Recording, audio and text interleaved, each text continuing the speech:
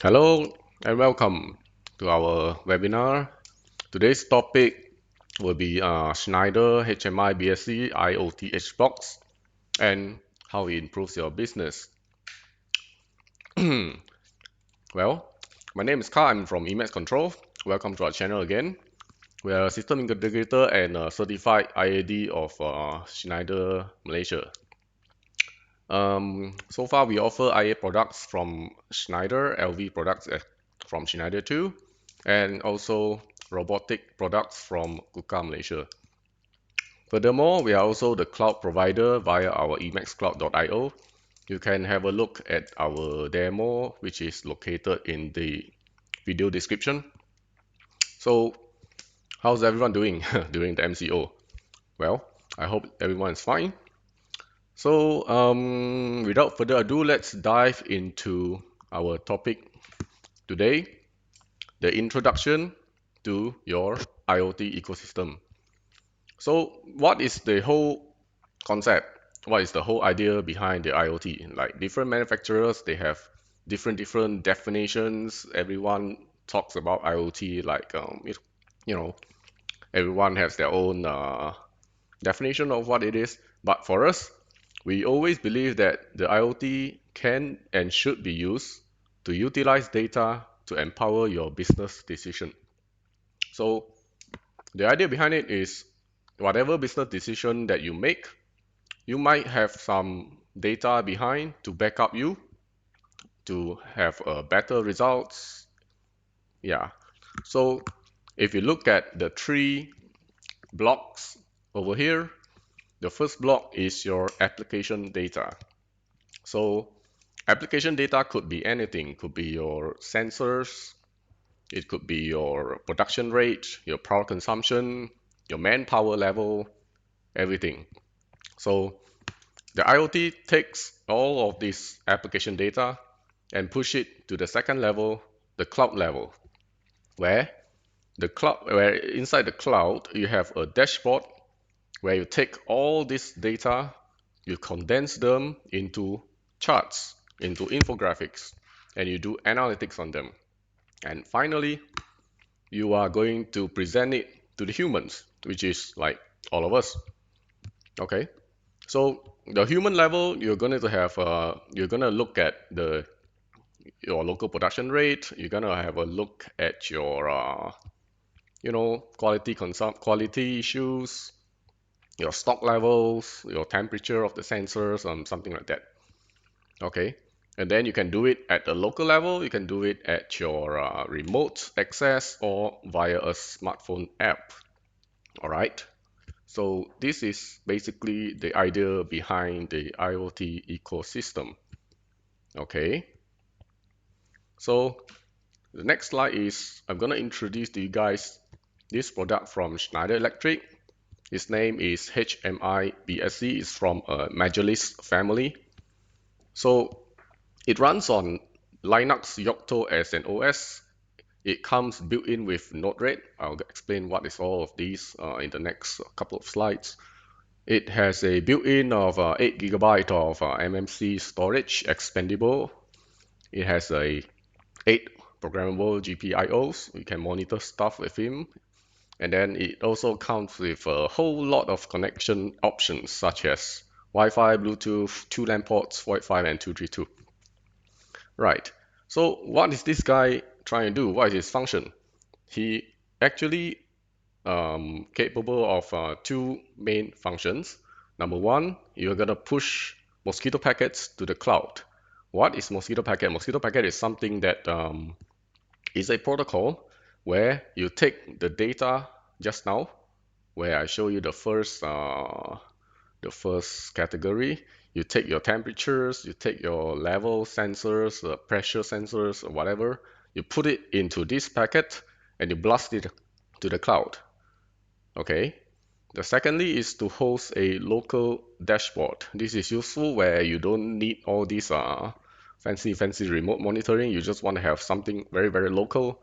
The machine level, for example, you want to see what is happening within the machine itself, where you don't need all these clouds, all this network connectivity. You can do it as well within the HMI BSC. So in summary, in the product like this in the market, it's quite hard to find all-in-one product where you can transmit mosquito packets and host a dashboard simultaneously. So I believe it is quite unique in the sense. And furthermore, the Linux, Yocto, and Node-RED, they are open source, which means that you do not need any licensing fees to use the software. So all that you need is the hardware as well as time, so to invest into how to program it. Okay, well, being Linux programming is quite difficult.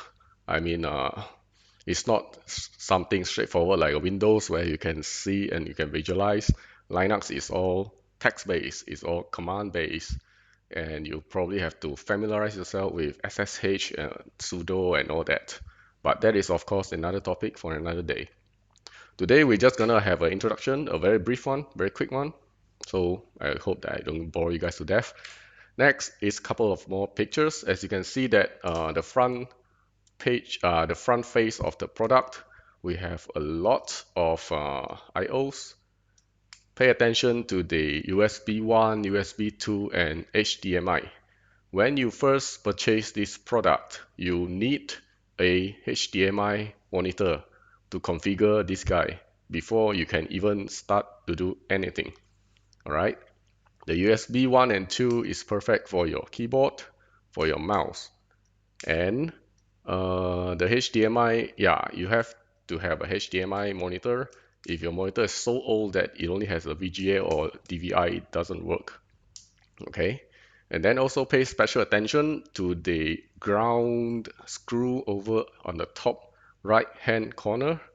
This product must be grounded, because why I need to say this is sometimes we use just a power power adapter or something like that to connect to the 24 VDC instead of a proper power supply.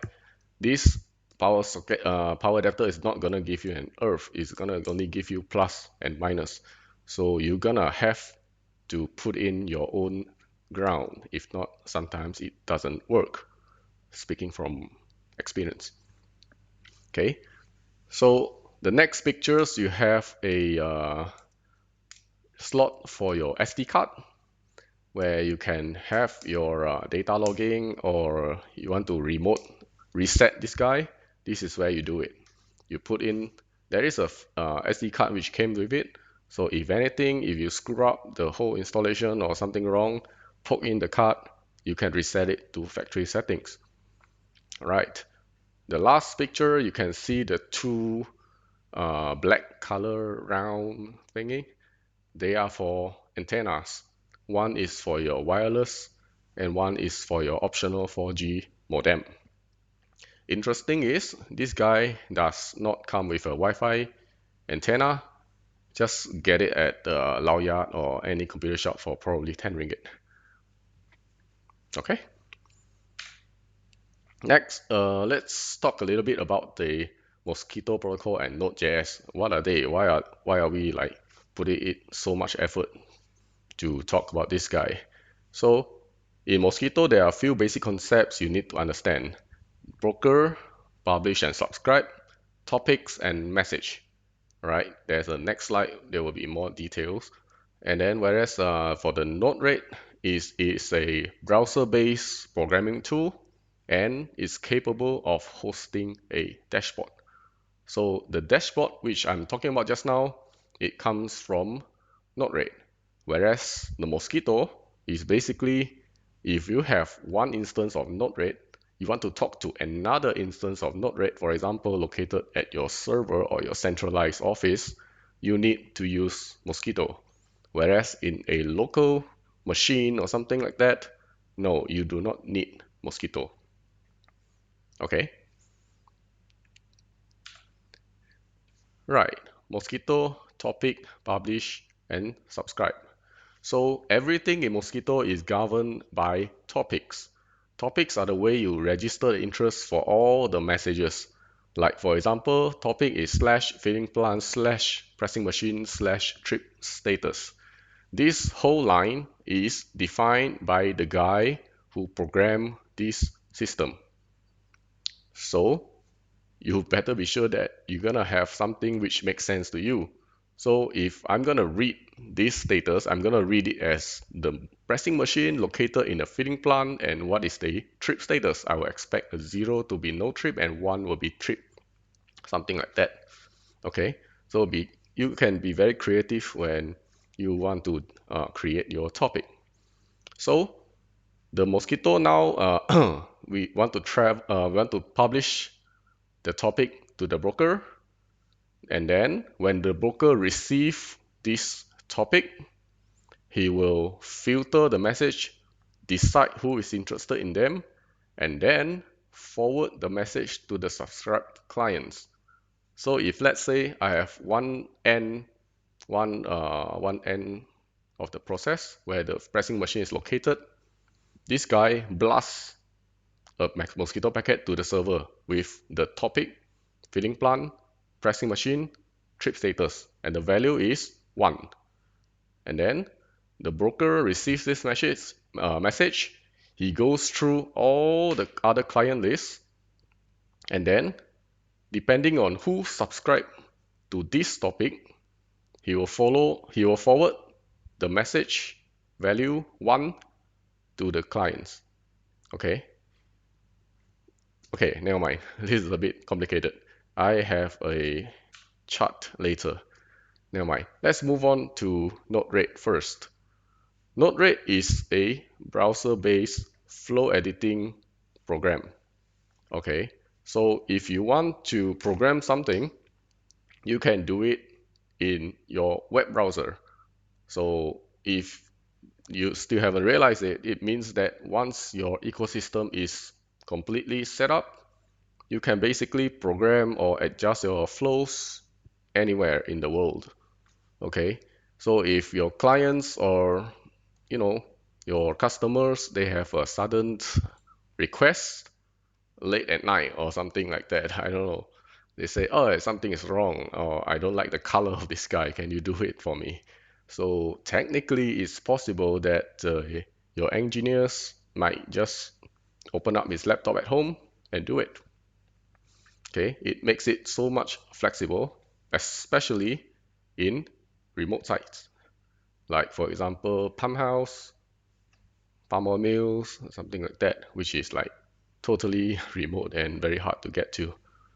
Okay, so the Node-RED provides a browser-based flow editor, makes it easy to just wire together flows into nodes and palettes.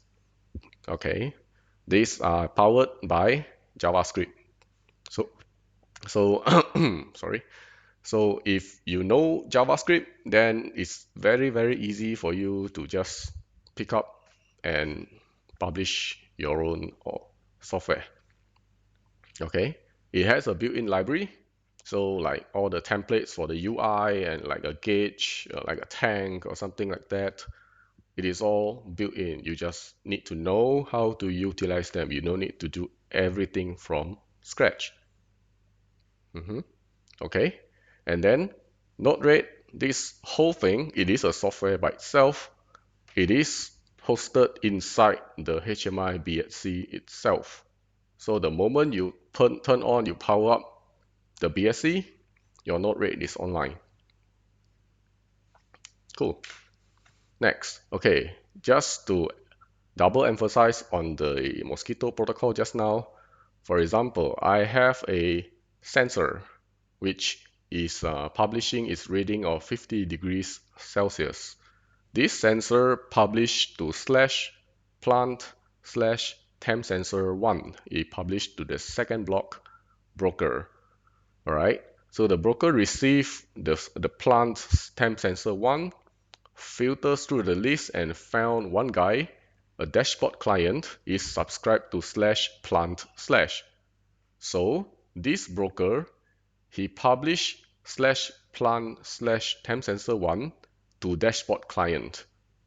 Alright, so the sensor doesn't actually talk to the client by itself, because the sensor itself, they don't know how many clients are there. Probably there are like 10 dashboards, 20 or something like that, only the broker knows who is doing what, basically.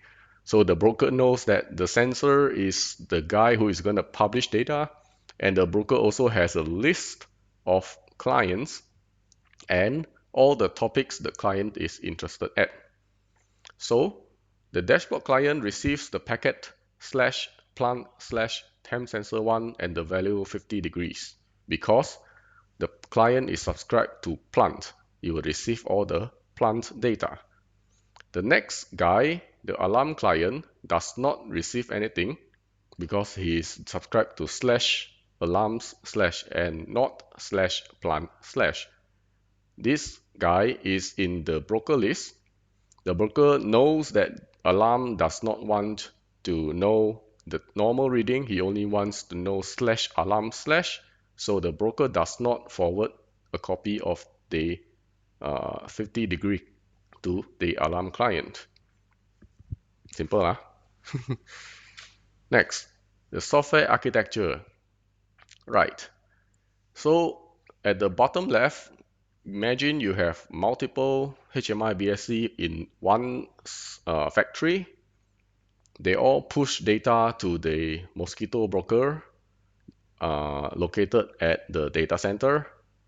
The Mosquito broker throws the value to your dashboard server, and your dashboard server is now accessed by your customers or by you yourself.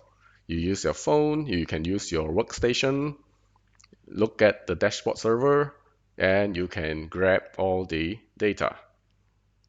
Okay, the dashboard server it is also providing like infographs, charts and trendings and all that. So whatever you want to present to the customer, you have to program it inside the dashboard server. So lots of programming's involved, but the end result is definitely worth it. Okay, next is the hardware architecture. So basically, now we advocate for Ethernet. Of course, you can use 485 or 232. It works too. But if within the same Ethernet network, the HMI BSC can use a standard Modbus TCP ping or read-write. You can read and write the values from your devices, and then either using your existing infrastructure or an optional 4G modem, you can push data to your MQTT broker. Okay, but this one is a little bit tricky because in order to do this, your HMI BSC needs to have at least one port open. So it's quite daunting to just walk into the IT department and you talk to them. You just ask them to open a port for you. So if there's anything and the hacker comes in through the port, I think you're in deep trouble. So sometimes people they just opt for a 4G modem so you can bypass all that. And then if the hacker wants to come in via the 4G modem, all they can see is your HMI BSC and not the whole network. Okay, right. This is an example of an IT architecture. This one is a real life example of our current our current setup. I have a demo.emaxcloud.io and a Mosquito server at mosquito@emaxcloud.io. So at the domain level, I only have one public IP. So what do I do about it? In order to differentiate the amount of the different type of data coming in, we're going to use ports. So only all the data from demo will come in through port 16644. All the port from Mosquito will come in through port 13344. Of course, this port is assigned or self-defined by your IT people depending on your own internal network. At the router level, you have to NAT forward your public TCP port to your local IP port, where your local IP port is your server, or you can do it in different instances of the same server that works too, provided that they must have their own personal IP address. Okay, so the demo server, he lives at 10.25. He listens to all the traffic coming in from 16644, whereas the Mosquito server sitting at 10.35 listens to all traffic from 13344. Okay, this is a bit confusing, especially for those of you who are not used to handle IT stuff.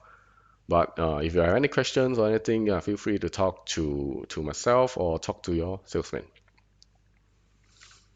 Next is a little bit of a market segment analysis, how this actually comes back together, how it helps you who are there listening to me talking all these things. Right. So if you are a SI, if you are a OEM, traditionally you just sell or you just go and service and then forget, sell and forget, service and forget. So how do you create those type of recurring business opportunity? So if you have a BSC, you can propose to your customers. There are so much stuff you can do when the machine is live, when it's online, when it is smart. So if you have IoT, you can do data acquisition, which means telemetry. Telemetry is very, very powerful in the next 5 or 10 years, where all the big data stuff, they will grab all this data and then they will do some analysis on it, and then they're gonna probably sell the data off to someone else or something like that. Yeah, so and then the next one is if you can do with IoT, you can do your remote machine diagnosis. So you can wire up your equipment, such as your VSDs, your PLCs, to provide warning codes or error codes to the IoT, and you can do it. You can look at the data remotely. Okay. Next is the analyze the usage of your panel or machine. So let's say this panel is a star delta panel. You can analyze the usage. Let's say you have data that this contactor already energized 100,000 times. Based on the data sheet says that it can only support up to 200 times on-off sequence. So based on this data, you can tell your customers that say, hey, this is like approaching 50% of your wear rate. Do you want to change it or something like that as a preventative maintenance? These type of opportunities which is impossible without without the IoT system. Okay. Last but not least, you can have your spare parts part number automatically programmed inside the IoT, which means that if your customer calls you and asks you to replace part X or part Y, you can just say, hey, I have a stock. Do you want me to bring it along to you? Something like that. It saves a lot of time, it saves a lot of effort, and I believe it brings value to everyone, from a SI even to the end user. Okay, you don't have to dig through all the documentations and find out, wow, which part number was that? Who keep all this junk inside inside the document folder or something like that? Yeah, this is the future, I believe. Next is the fan and pumps. So basically, fan and pumps, they are quite similar. Most of them, they are more interested in your this overcurrent, undercurrent, trip status, and stuff like that. It has you can program your usage analysis inside too. Like for example, booster pumps, you have like one running and one standby.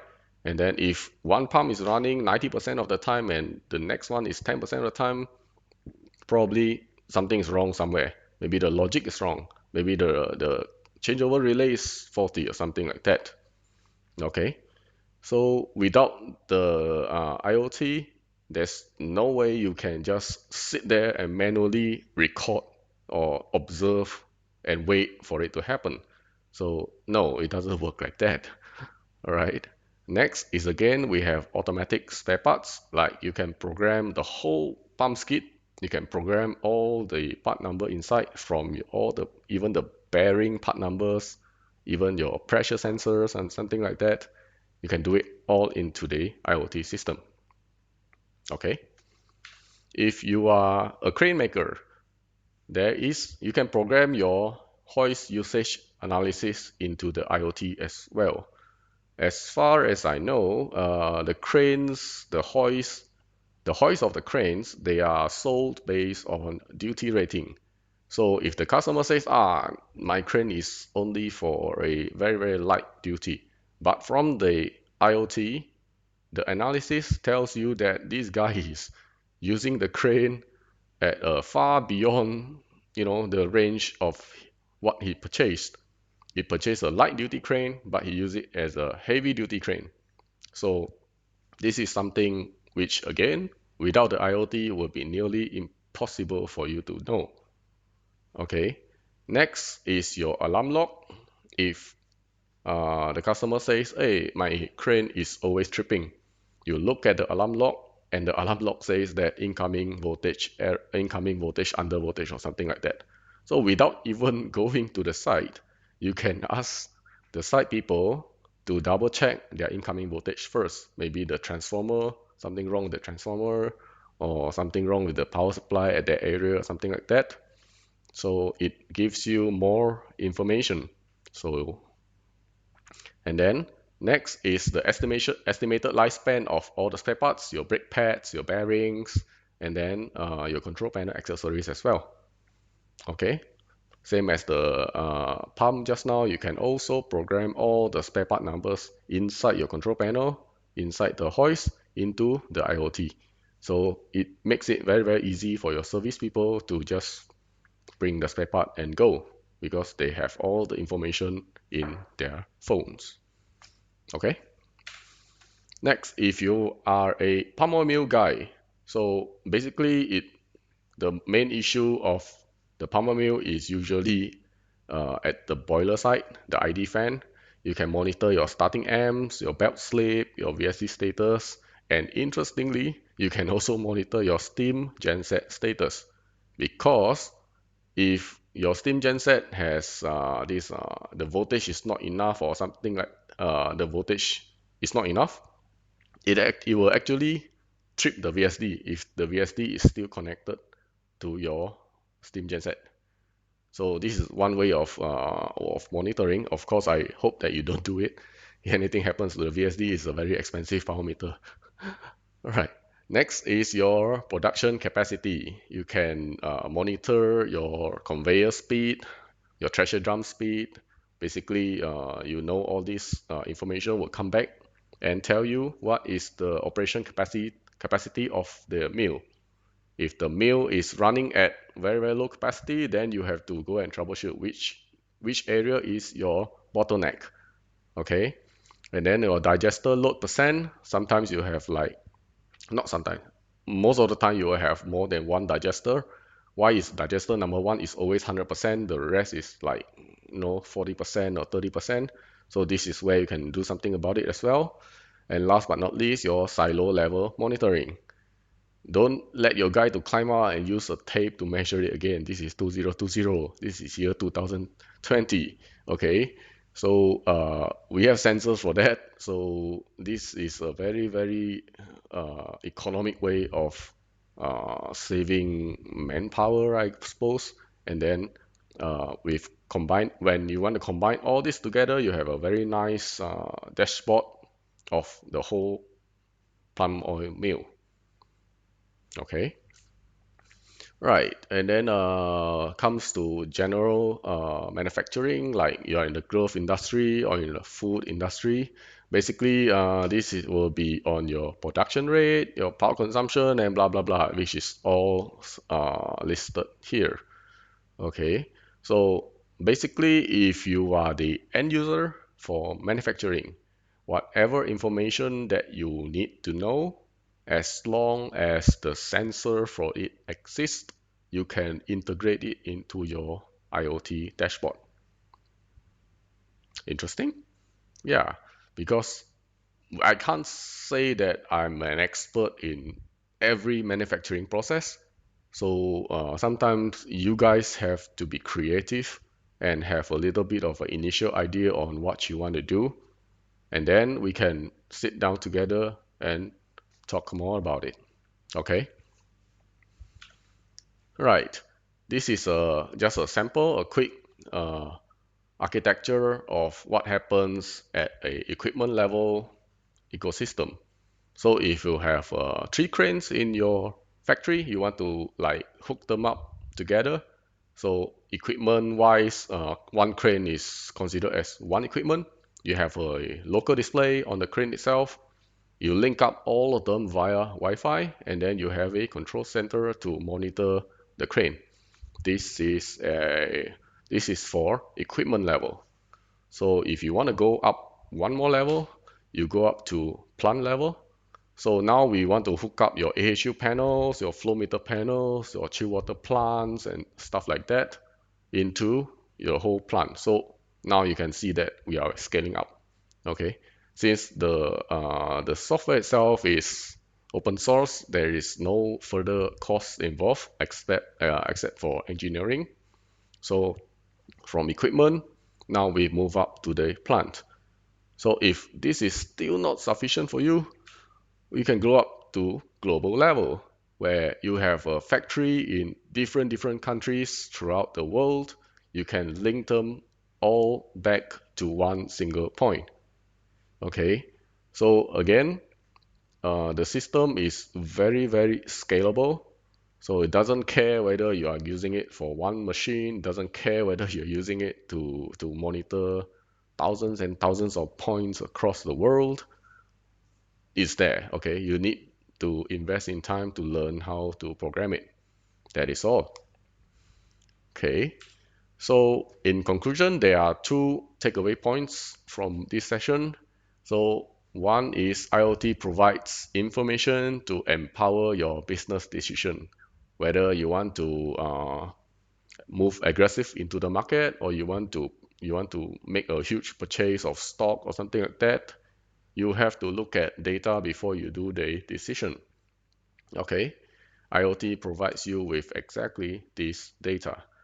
Next is the HMI from Schneider Electric provides the best-in-class functions, which combines the Mosquito packet capability with a local dashboard. Right. As I mentioned before, the dashboard is open source. The cost of the hardware is gonna be cheaper than the cost of your software alone. And we haven't talked about the servers or the workstations you need to purchase in order to host the software. Okay, so I guess this is all I want to talk about today. Next week probably we're gonna talk about pumps and then the auxiliary function of ATV310 and how it the beautiful functions and how it works in tandem with the run stop signals and the PID controls to control two pumps running side by side. Okay, so there is a survey form in the YouTube description. Feel free to click on it, and I guess I'll see you guys next week. Bye bye.